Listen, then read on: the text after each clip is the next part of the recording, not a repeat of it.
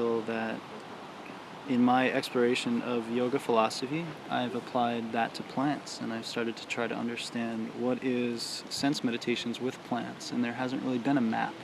I haven't been able to find clear maps of those practices, so instead I've relied on my own senses, and as a result they've become very strengthened, and it's very simple. It's mystical, but it's very practical, because it turns out that you have your senses for a reason that's beyond the modern reason for using them. So we're going to explore that now, and this is sort of the opening of ceremony in a very practical way. And this is to open up your senses. So this is one of our allies that we'll work with a lot. It's mugwort, if you're not familiar. And we're just going to pass this around, and you're really going to bring to it what you want.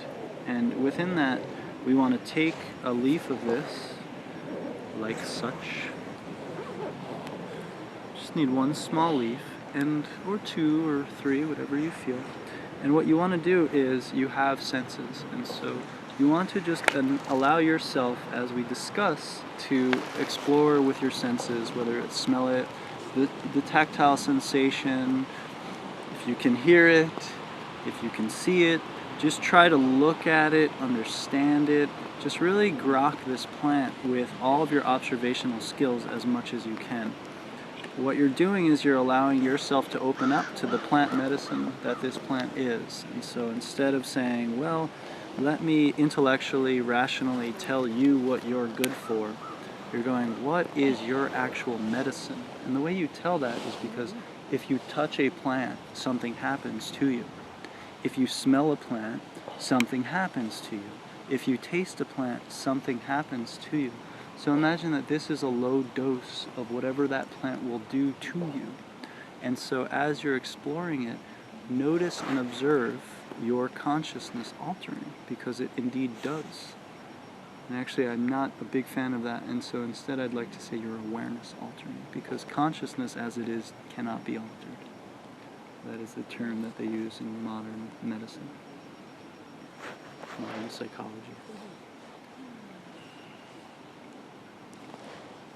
And you're free to explore if you want to eat it, and if you do want to take it in. Remember that your intention and your prayerfulness and your thanksgiving actually go into the plant, and when you eat that, you're consuming that. So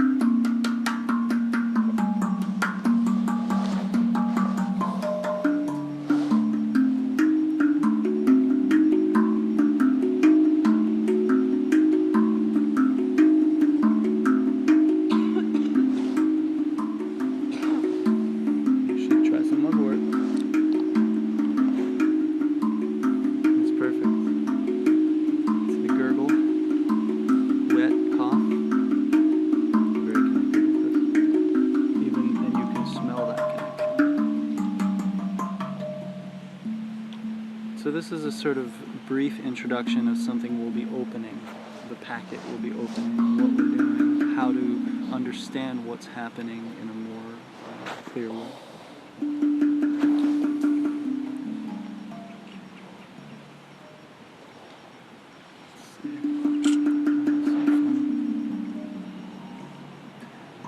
Take a moment and really tune in with this medicine, because you have been done to.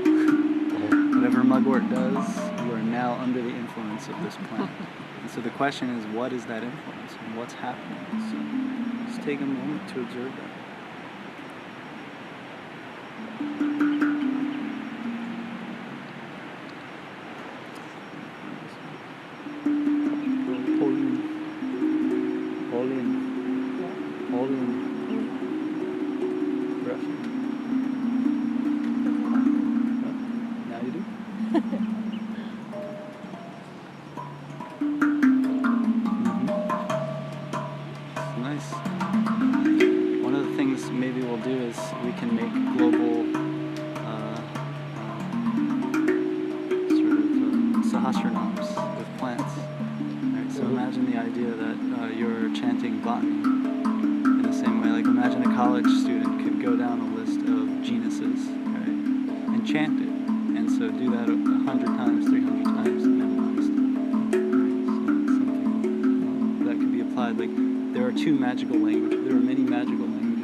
Specifically, Sanskrit is a magical language. It's the language of spirit, of consciousness, of reality. Latin is what plants are named in, and Latin is also a language of conjuring, of magic. There was a whole Western tradition, similar to what we see in the Eastern tradition, about working with plants magically, using Latin, using invocation. That will actually be much more of the tomorrow morning's class. So if you're interested in those aspects, understanding timing, medicine making, astrology, all of the aspects that come into making a tea, right? You can make a tea by pouring some water over it, or you can make a tea by pouring that water over it and saying a mantra and standing on your head, standing on one leg, facing west. You know, like there's a whole range of how medicine making can be enhanced through practice, ritual awareness. At any time, if anybody has any questions or comments, please feel free. Don't feel like you need to hold yourself back. So let's start exploring what you feel. So the number one thing is not what do you think. What do you think about this plant needs to be put on the side for me, right? What do you actually feel when you engage this plant? So we can maybe just throw out a couple words, if anybody has any words to what they're sensing, what they're feeling. Good, you're all under the influence of mugwort. See? What? I got this Gregorian chant going through my head. Artemisia vulgare. Nice. So the plant gave her a song. And so if she then remembers that song and sings that song when she harvests, the plant will definitely be much more thankful. So that's, you hear this in the Native American tradition, right? Every plant has a song. So then you're like, oh, well, this is great, but I don't know, Lakota, so I guess the plant won't tell me a song, right? But here it goes, it's just like, so one of the ways I work with mushrooms is I'll go in the woods and some silly song comes into my mind, and I just start singing like, morels, morels, morels, morels, and then, oh, there they are. And there's this harmonization practice that occurs as a result of that. So anything else that anyone has?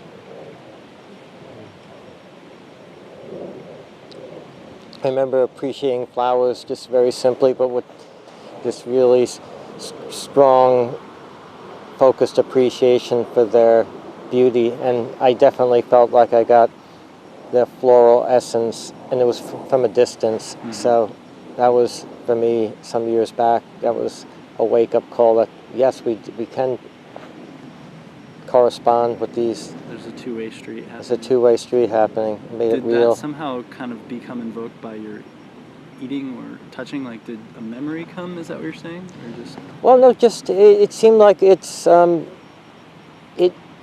definitely was. I called out to it in appreciation, and it responded. I felt like that was concrete evidence to me, more than I had before, that, oh yes, it did respond to my appreciation of it from a distance. You know, I couldn't have smelled it at that far of a distance otherwise, and its scent came directed to me. So that was very profound at that time for me. So what about mugwort? I mean, does anyone feel any sort of more Kind of like a mellow tingling on my tongue. on your tongue? Yeah. Kind of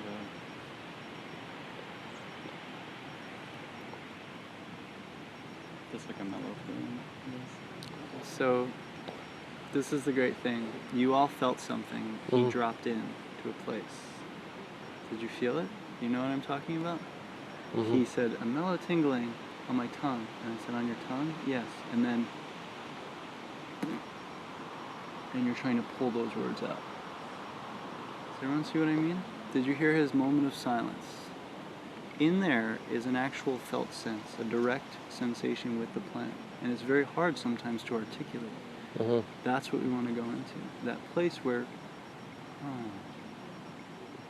I feel this thing, but there's no language for it because we haven't been given a language for it. So the whole thing of constitutional herbalism is to provide a language, a framework for touching a plant in a deeper way to understand and intuit the medicine of the plant. So sometimes you'll get things that are not words, and they're not associations, and they're not thoughts, they're sensations. And yet those sensations, like bad vibes, right? Bad vibes means 9 million vibes. Do you see? There's not just like, oh, well, it's either good vibes or bad vibes.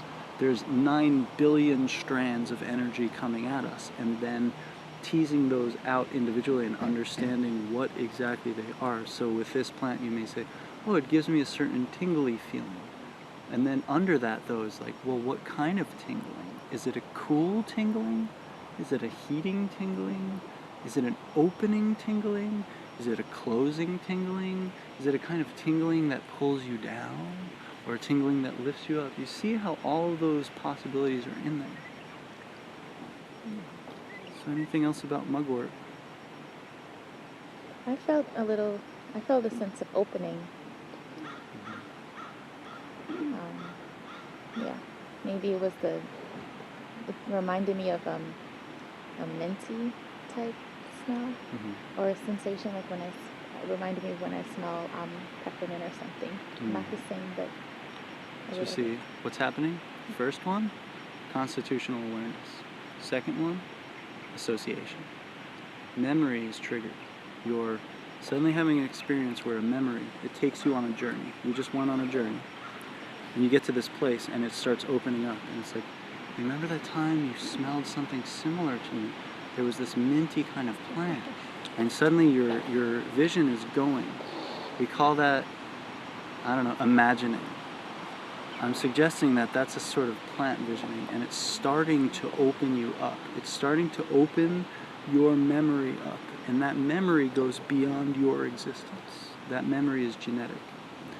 You have billions of years of hanging out with this plant, as we all do. It actually has a real nice complexity to it, and I was trying to access the memory files. Oh, it's like this, and I almost didn't even want to use all those things. That's, because in essence, the point is to go in the journey, to let go of.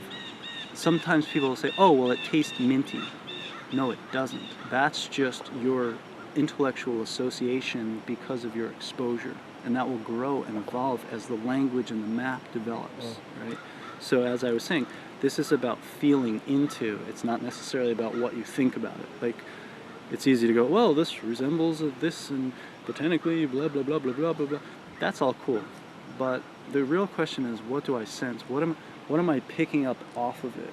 So we're used to our feelings being inside of us. But what I'm suggesting is that this is a felt sense outside of you, that you're picking up something from it. Right? So, anything else? I thought it was as I was touching it, I felt it was very, very smooth, but then I would look at it, and this just might be because I'm going through my own stuff, but I looked at its veins, and I just felt like it had a very long history, even though it's like quite small. Like it took its time to grow, and it took its time to shape, and it could just be because that's how I personally feel. So I like maybe put it onto the plant. So you're going into the power of intuition, and then you're going into your mind, and you're judging it, right? And saying like, well, but maybe it's just because of this, this, and this. So imagine that you just blare out your most ridiculous ideas right now without even bringing that part. That's just the first thought I had. I touched it and I looked at it and I was like, it doesn't, the sense of touch doesn't match what I see. Well, this is the thing. We see with our eyes, but then we also see with our intuition. And imagine if you heard in that moment, I'm very old. I've grown very slowly. I've grown very carefully. I've grown very deliberately. So now we say, oh, that's kind of like a metaphor for your medicine. What does that mean metaphorically for your medicinal aspects? So when I consume you, will you do that for me? Yes, of course. You what? You'll teach me patience? So that's where the steps in, and we'll get deeper into this. And this is sort of a blasting in, and then we're going to sort of dissect it all weekend, you know. So do you see what I'm saying? And that, it all comes down to childlike wonder. We all have a cute sense inside of us where we feel funny things, and then we judge it with our rational mind. And it starts to take us out of that actual intuitive experience that we're having with plants. So, oh, that tree feels sad. Trees don't feel sad. Shut up. Squashed, right? And yet every child is born and they suddenly have this sense, oh, that tree feels sad. Yeah, well, that's because there's pavement or concrete around its roots, or something will come out of that. As soon as we can get out of the non-judgment frame, it starts to go deeper, and the intuition and the work actually goes to the next level and to the next level. So we're tuning, we're capitulating. See how we're kind of capitulating? Anything else about good old mugwort? How about you quiet ones over there? It's too high on mugwort to... Well, the immediate sense I got was bitter when I put it on my tongue. And not, my thought was minty, but not minty, sort of that clearing sensation. So what does that mean? It's an action So of it. imagine if you could take your hands and provide us with that clearing sensation. What does that mean with your hands? See? Yeah. That's all I got. Do you realize how profound you're telling something? So I ate mugwort and it was like, that's huge. That's an action. And you also got another action. So actually you're hitting a lot of marks here. So bitter, right? And we'll get into that. We're just about to talk about plant flavors and how that relates to the medicine of them. So the fact that you say this is bitter is a power inside of you. And it's not then, you could then say, and therefore I don't like it. Who cares? The point is that you understand the medicinal properties of a plant, and if you understand that there's a bitter medicine, it does certain things for the organs, it does certain things for the body. So every bitter plant will do that same function. So here you are, instead of going, well, mugwort is good for this, this, and this, and then peppermint, let me memorize the properties of peppermint, and let me see the memory of clover. You're saying, okay, anything with a bitter constituent does this and this and this on the body, right? And so that's constitutional herbalism, is understanding that every flavor does something in the body. And that's how we look. We don't look at, what is does your Latin name determine your medicinal quality? Not as much as the flavor of the plant, right? Anything else so far? Oh, yeah, I got my ears just kind of opened up. Here we go. It's happening. So maybe, maybe you want to work with people for opening sinuses or ear infections. And allergies, because I was having some of that. Eat more. It's so stuffy. Yeah, this is a good one. Keep smelling it. Try to take a handful of a couple of the sprigs and rub them in your hand and like vapor rub. This is the original vapor rub, right? And you can actually apply this to your chest as well, right? So you take some of the mugwort, you put it on your bare chest and you rub it actually in your lung area, and of course it will absorb right into your lungs, break up mucus. Why does it break up mucus? What in that smell breaks up mucus, right? These are the things to start considering. Something of that smell is going to open, right? So you got it and you got it. This sense, now you're starting to see, you notice how it's got this sense of opening. Someone else said, did you say you just felt opened, right? So do you see how now looking back on it, we all felt that, but we didn't necessarily have the map or the words to understand that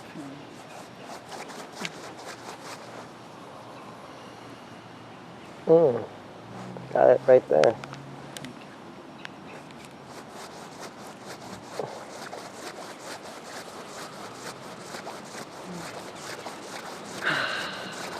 More obvious, you know, more. Yeah. Well, this is dosage, right? Dosage is a very... So we're also, though, now we're going for the next level of dosing, you see, and this is smart herbalism. You take a low dose, you see what happens. You take a higher dose, you see what happens. You take a higher dose, and you get dizzy and fall over, and you realize, okay, half of that is the good dose. And that's called proving your dose. And that is what people had to do.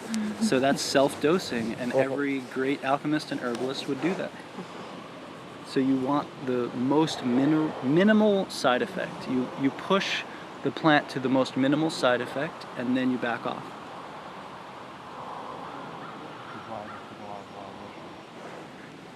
Why you do or why you don't? Yeah. Well, surprisingly, wild mushrooms are safer for you in weight than plants. Oh, really? Yes, poison hemlock is much more toxic to you by weight than any poisonous mushroom. Interesting, right? So the most deadly poisonous mushrooms in the world, you need several grams to feel a negative effect, where the poison hemlock, milligrams. What does that look like? Poison hemlock? It's not really around here, but basically it's in the family, the carrot family, and that's the umbels. So all these clusters, if anybody's familiar with yarrow, it looks very similar to yarrow, but yarrow is actually in the aster family. So there's the aster family and the carrot family. The carrot family is got a lot of deadly poisonous plants, so usually we just want to avoid that. It also has purple splotches on the stem. Fortunately, it's not very common. You find it in certain areas, and it's not It's extremely common around in where I live. in certain habitats. So you must have lowland, marshy. It's along the roads, all Plants or is it over the carrot? place. It's Well, crazy. that's the same thing. Well, is it this type of plant or is it a carrot? A carrot is that type of plant.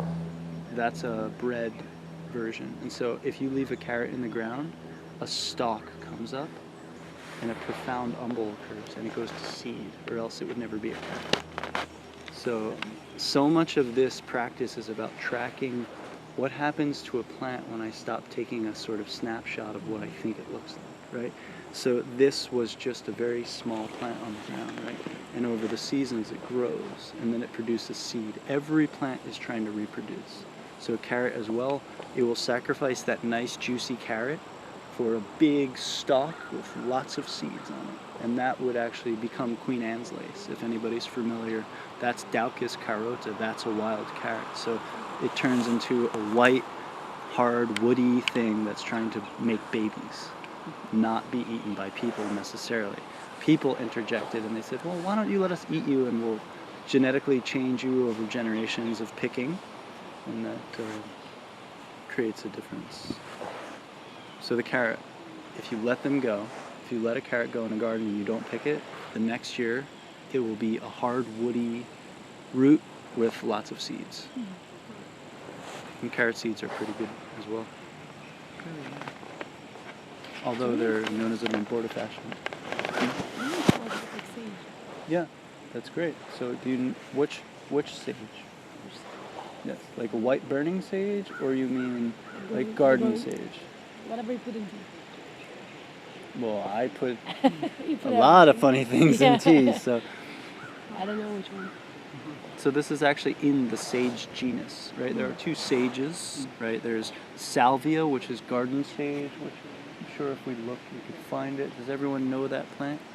Invoke it in your inner vision. Right? There we go. Blue, green kind of leaves over there. That is known as the salvia genus. So now that we're all high on mugwort, we'll do a little botany 101. So the way plants work, the way that Western plants work is that we classify them in, basically we look at 3 levels. We look at the species, we look at the genus, and we look at the family. So when you have this plant, its Latin name is Artemisia vulgaris, right? This plant has, all botany has the last name first. So when you're looking at Artemisia, that's like your last name, right? So my last name would be first, and then there would be only one Daniel in my nuclear family, right? If my parents were nuts, they might name 3 or 4 kids Daniel. That would be weird, right? They'd be like, hey Dan, and all their kids would come. So generally you name them different names, but you all have the same last name, right? So if you switch botanical Latin around, you understand, okay, so that's the genus, and genus means general, right? So generally we're talking about Artemisia. Now specific is species, and now we're talking about vulgaris, right? So this is Artemisia vulgaris. So that's the species. Now, if you go to the genus level, there are many Artemisia plants. One of them, sweet anise, wormwood, white sage, are all Artemisia, right? So you have many species in this genus, right? Does everyone understand that so far? Above that is families, right? So then, usually ending in AEA, right? So Umbelliferae, Lamiaceae, whenever you hear that funny talk, that is always dealing with the family of the plants. With the family, it's kind of like your cousins, and so when you think about the human and you think about relating that, there's one problem, which is that we call our genus our family, right? But if you look at your extended family of your larger last name, that's the real plant family, right? So then there are many genuses and many species under a family. So that's just the basic understanding of botany, so that when we talk about the Artemisia, we know there are many species, but this is one of them. The great thing about that is if you understand Artemisia and you go on Wikipedia, and you go on the Artemisia page, then you see all these species. And if you know one thing about this one, generally, what we have is a profound global herbalism being born, where if you figure out cross comparisons of genus, often they have the same chemistry and they do a similar thing. So if you know anything about white sage as a medicinal, you can work with this one in the same way, right? All respiratory medicine, all opening, all bronchial, all antimicrobial, they all have the same properties because they've all been created from division since the beginning of the Big Bang, right? So if you look at the history, one of the things that really is a deep meditation is if you look at the botanical classification, we usually look at it as wide, right? So like all this nerdy science, right? It's also long because species are the last to come on the ecosystem. Before that, genus is a history, right? That's less splitting, less genetic diversity. From there, families, right, are even less. So you have a clock, you have an actual historical understanding. So what these botanists were doing, they weren't just playing nerdy botany, they were also trying to understand what is the common ancestors, what is the common ancestors. So you have a history. In that history, the plants did not make that smell for you, Homo sapien, right? Did the plants just go, well, I predict Homo sapiens coming in 1 million years, so I'm going to start making smells for them so that when they get here, they're just going to be delighted sitting around smelling us. So were the plants doing something with those smells before we got here? What? Defense mechanism. This is a great step into how our culture, and tying into the invasive plant, the war, the division, we have a framework, right? And so within our framework, we have the idea that everything out there is for mating and for defense, interestingly enough. And there's some truth to that, and it sort of is true, but it's not the whole picture. So when we look at this defense mechanism, yes, indeed, does everyone realize, look at mugwort. Does anyone see any bites on that plant? Bug bites, insect bites? I just feel like with plants, everything has, or just in general, the whole world, there's a need for, like, one, it contributes something and in return accepts something else that Right. it needs. Yeah. So I'm sure it needs water, it needs sunlight, it needs air, it needs carbon dioxide, it needs all these elements. So in return, it needs to